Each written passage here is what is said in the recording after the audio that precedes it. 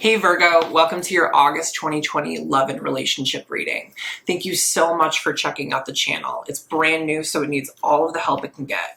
Please remember to like, to comment, and subscribe, as well as check out my Instagram at claire.voyant.queen and my Twitter at _claire_voyant. Please remember these messages are general, so they may or may not resonate, but you can always check out your sun, your moon, your rising, as well as your Venus for more messages and more content. But let's get started. Thank you so much. Hi Virgo, welcome to your August 2020 love and relationship tarot reading. Thank you so much for checking out the channel. Be sure to like, to comment, to subscribe. Let me know if this resonates. Speaking of resonating, these messages are general, so they may or may not resonate. If they do, that's incredible. If they don't worry about it. Come back next month. Also, check out your sun, your moon, your rising, and your Venus for more messages and for more content. But let's get started.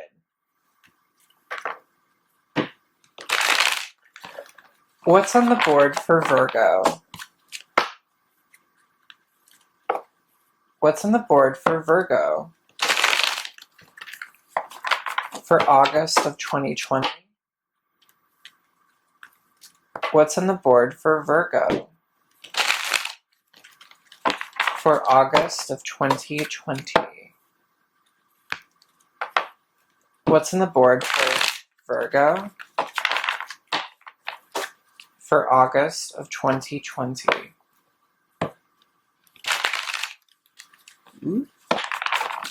Virgo. Okay. What's on the board for Virgo? Virgo.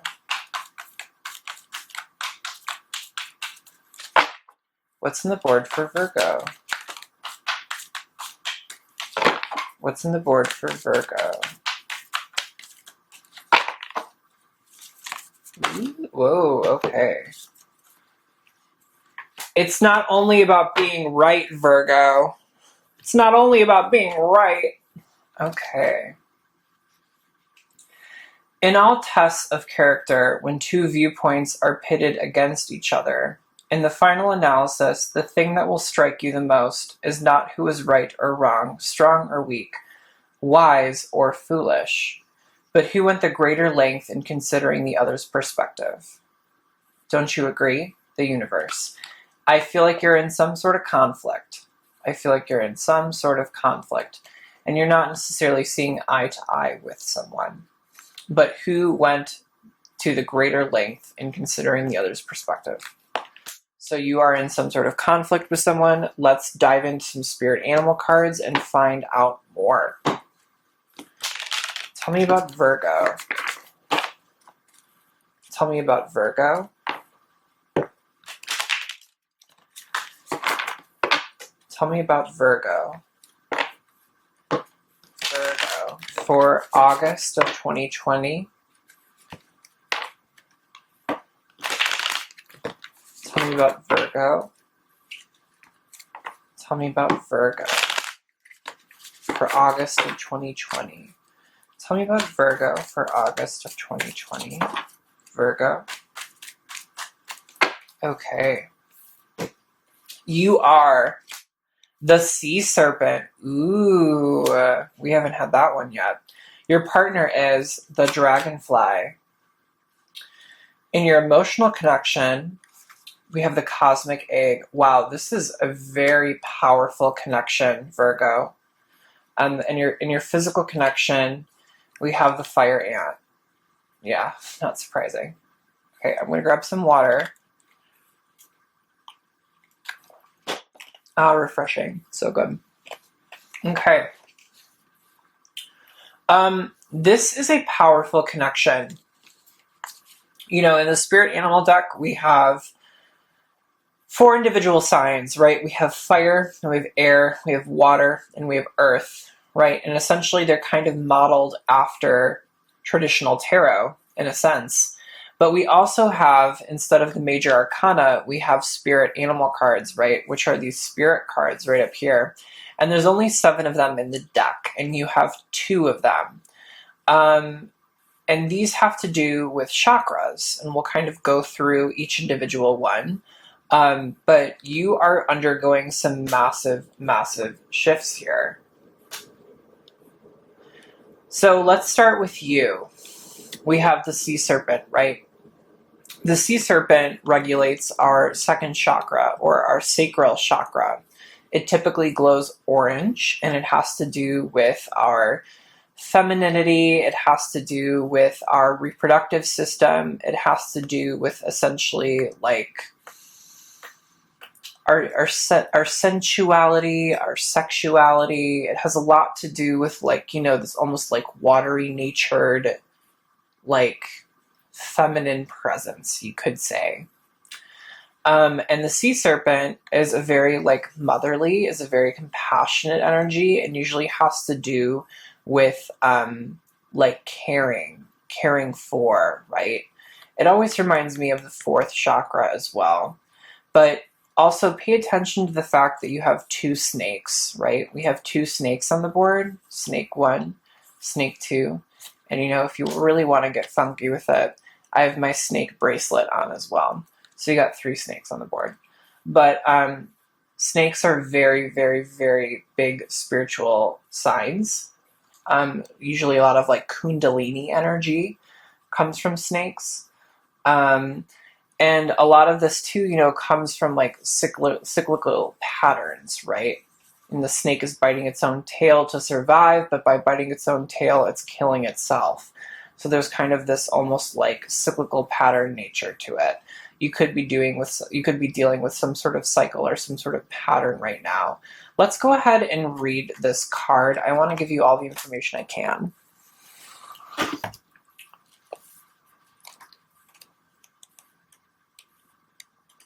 Okay. The sea serpent. Healing emotional wounds, expressing desires. The sea serpent represents the energy of expression. Whether it's emotions, creativity, sensuality, or desire, the sea serpent helps us to move and direct our energy into a healthy current. When the essence of this card is in balance, we express ourselves creatively and sexually without fear or shame. We know what we desire the most. Our hearts are at ease and our relationships are meaningful and enduring. We loosen the grip of self-judgment and we let the cool waters of forgiveness in to heal our wounds. When the energy of the sea serpent is not yet activated, our emotions and creativity are left in the muddy waters. The current of expression stagnates, and in some areas of our lives and in other places it floods. It's important to remember, no matter what the waters of our emotional lives look like, the sea serpent loves us just the same. Like a mother, it wraps herself around us in a gesture of protection. She supports us as we learn to express our true natures. There's definitely this energy of you being in a conflict with someone. It could be a conflict involving like some sort of emotional conflict. It might be involving an emotional conflict with this person. But there's some sort of like emotional conflict going on here, and it really involves like healing, and it really involves like healing a chakra or healing a part of yourself. So that's very, very big. It's very, very big, big, big, big, big energy. And then we have the dragonfly, right? And the dragonfly is in your partner sector. We just had the dragonfly actually in Taurus, I believe. And the dragonfly really talks about some sort of like, when we think of dragonflies, I usually think of like prehistoric, like dinosaur era, like massive insects, right? And things that are almost like otherworldly, right? They don't really exist in this plane. And the artist likes to talk about the iridescent quality of the dragonfly's skin, of the dragonfly's wings, and how it kind of shifts. And when light reflects off of it, it's kind of like a mirage effect, right? It's very much like living in this like very emotional driven dream. It's an air sign, right? But it has a lot of water qualities because it has to do with how we feel, right? Especially seeing the sea serpent here. The sea serpent's a very emotional card, right? It deals with emotional wounding and emotional healing. And so with the dragonfly being present here, this person has like some sort of emotional quality. But the issue here is that it's almost like a mirage effect. It kind of reminds me of Pisces. You might be dealing with a Pisces, but there's some sort of like mirage effect going on where it's almost like you're almost like lost in a dream. It feels like one moment you're in this situation, the next moment you're in this situation. It feels like there's a lot of change and a lot of fluctuation, and it kind of messes with your emotions and it messes with your head. And it's really asking you to kind of think logically about the situation. Think logically. Do not think emotionally, think logically. But also we need to focus on healing those emotional wounds as well. So there's a very interesting dynamic between you two. In your emotional connection, we have the final card of the deck, the cosmic egg. It has everything to do with your crown chakra, right? And our connection to the universe and our connection to each other and our connection to the collective. Let's read this one as well, since it's just such a big card. This is the final card in the deck, and you got it. This hasn't come out for me in a very long time. Completion, harmony, the infinite within the finite. The cosmic egg is the final card in the journey of the animal spirit deck, and it represents the unfolding cosmic consciousness. This state emerges after we tread the path for quite some time, and through self-effort and grace we experience self-realization. A sense of contentment and oneness spontaneously arises within us, and the veils of our self-limiting beliefs are lifted. When the essence of the cosmic egg has not been activated, we may feel as we will never get there, or that we travel alone, disconnected from others. Even if our encounter with this card is brief, appearing as a momentary glimmer or flash of interconnectedness, its potent energy stays with us. The cosmic egg is a remedy for the fragmentation of modern life. It's through the power of this card that we are reminded of the cosmic contract written at the beginning. At the beginning, we hold on to life and life holds on to us. The journey is complete, but does not end.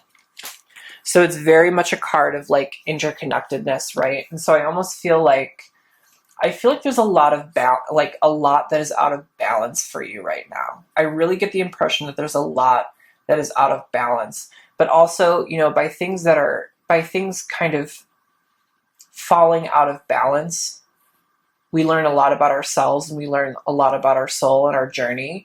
And then when we bring those things back into balance, we experience a lot of harmony, a lot of abundance. It's almost like they're required to fall out of balance to kind of teach us something. And it just kind of feels like you're in a position where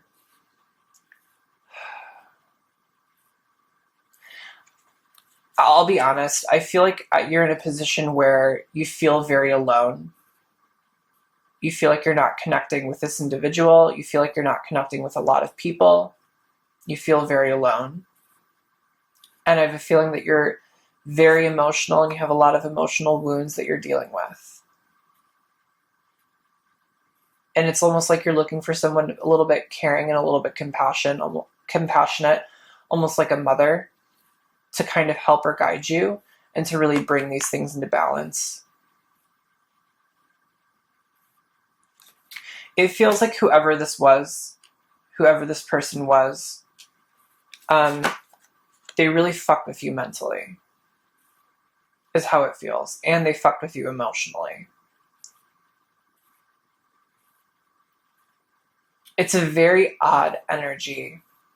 It's almost like living in some sort of like,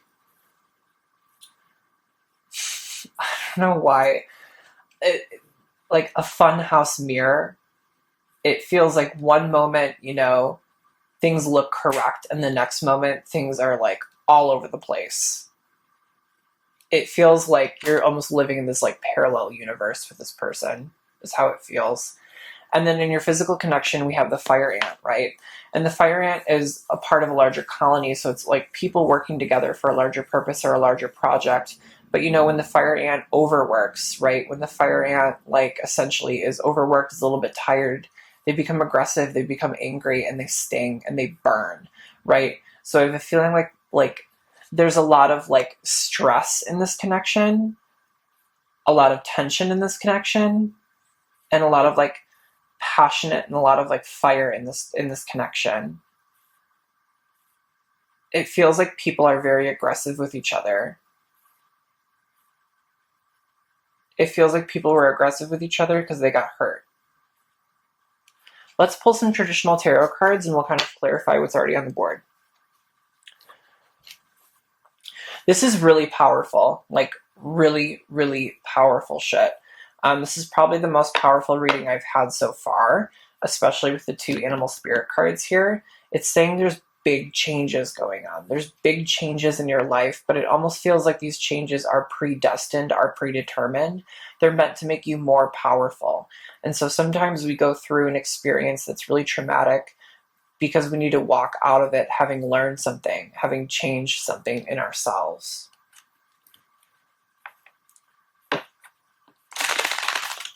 Tell me about Virgo. Tell me about Virgo for August 2020. Oh, God, here it goes with the cards again. I'm horrible, horrible, horrible at shuffling. Tell me about Virgo. Tell me about Virgo for August 2020. Tell me about Virgo. Tell me about Virgo. Let's fix this. Tell me about Virgo for August of 2020. These cards don't want to shuffle. Sometimes they want to shuffle, sometimes they don't want to shuffle. I never know what's going on. Tell me about Virgo for August of 2020. There we go, right? That felt really good.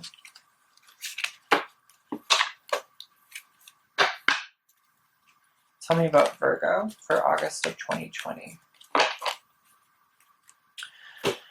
Okay, in your current situation, we have the Hierophant in reverse. So there's some sort of relationship here or some sort of connection here that's essentially being downgraded, right?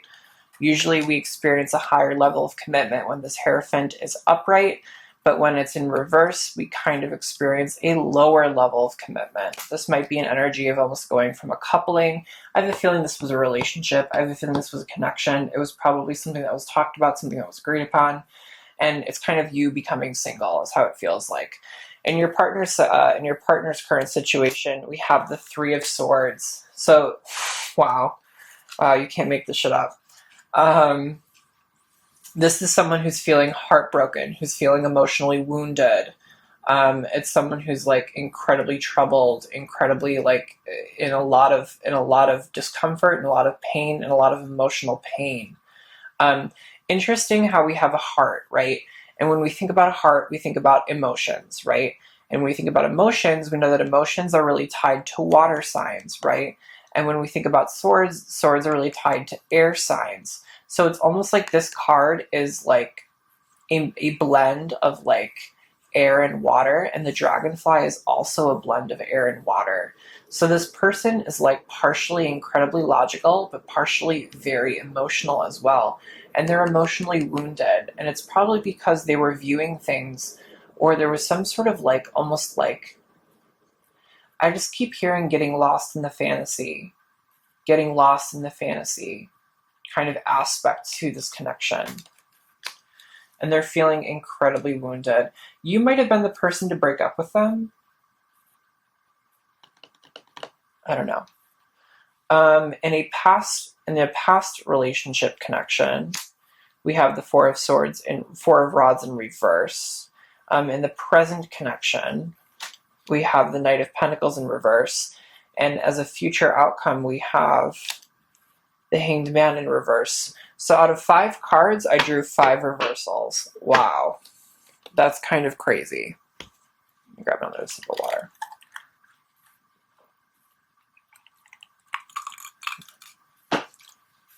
Okay. Whew. In your past emotional connection, we have the 4 of Rods here. The 4 of Rods usually celebrates some sort of wedding, some sort of commitment, some sort of like marriage, right? It's some sort of union.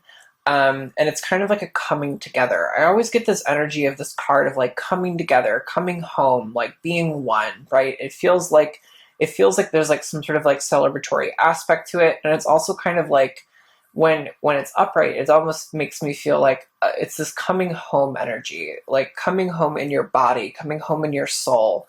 Like it's very much of like it's where you belong, right? And when it's in reverse, we kind of deem it to be like a lack of that, a lack of a commitment, a lack of a marriage, a lack of a long term. Keep wanting to say a lack of a long term commitment. A lack of a long term commitment is kind of how it's coming across to me. An inability to find what makes us happy, an inability to find our place. Okay, guys, sorry about that. My camera died, so I had to recharge the battery, but we are back and we are going to finish this reading. So I kind of left off at the Four of Rods in reverse, right? Which kind of talks about some sort of like, when it's upright, it talks about a marriage, it talks about a union, it talks about a partnership, it talks about a celebration, and essentially when it's in reverse, we're kind of it's a lack of coming together. It's a lack of commitment, right? And I'm still getting the impression here that there's something to do with the house in the background. It's something to do about like coming home. Someone's lost their home. Someone has lost what home means to them. There's a lack of almost like finding your true identity or finding where you belong. It's about finding where you belong. There's some sort of lack about finding where you belong here. In your current situation, we have the Knight of Pentacles, right? Which is it's very stuck energy. It's not moving. It's not going anywhere, right? The Knight craves stability. It craves security. It craves, wanting to become a king, wanting to become a queen, wanting to become a king, wanting to mature, wanting to grow. But, it's still very in and out energy. It's non-committal. And it's kind of stuck right now. It's not moving. It's not going anywhere. It just feels like, I almost feel like, this relationship is almost like chained to blocks. It feels like it wants to move, it wants to progress, whether it be like parting ways, whether it be coming together, whether it be doing something, but it just can't do anything. It's kind of just like stuck where it's at. And then last but not least, we have the Hanged Man in reverse. And this is in your future outcome, right? And this is someone who's kind of gone internally, right? They've gone in internally and they've done the work, right? When it's upright, he's in the God position, which is allowing God's light to kind of shine in on his body. And he's allowing to kind of have some sort of message or some sort of communication with the universe, right? And when it's in reverse, I wanted to say when it's upright, right? When it's upright, essentially he's able to kind of come down off this post. He's kind of had the realization, he's kind of had the message, he's kind of gone internally, he's done the work, and he's able to view things from a different perspective, right? I think a lot of it is about viewing things from a different perspective. You might be dealing with a Pisces here. We also have the Hierophant, which is very Taurus, right? So you might have some of those placements in here, or your partner might have some of those placements. But what's interesting too is remember, it's not only about being right. In all tests of character, when two viewpoints are pitted against each other, in the final analysis, the thing that will strike you the most is not who is right or wrong, strong or weak, wise or foolish, but who went to the greater length in considering the other's perspective. And we have the Hanged Man, which is all about seeing things from a different perspective. And once you see things from a different perspective, then you can actually untie yourself. You can unchain yourself, right? And we can actually have this move into a better, more constructive direction. But I think the universe is essentially asking you to kind of view things a little bit differently. It feels like you are emotionally wounded, emotionally hurt here. And it feels like you might have a right to be emotionally hurt here. However, with that being said, I think it's more so about really examining things from both sides. It's really about trying to understand where the person is coming from, because it looks like they are hurt as well. It looks like there's an equal amount of damage on both sides of the board for some reason. That's really interesting. But Virgo, thank you so much for bearing with me. Thank you so much for sticking it out. And I hope you enjoyed your August 2020 love and relationship reading. And I will see you next month. Thanks, guys.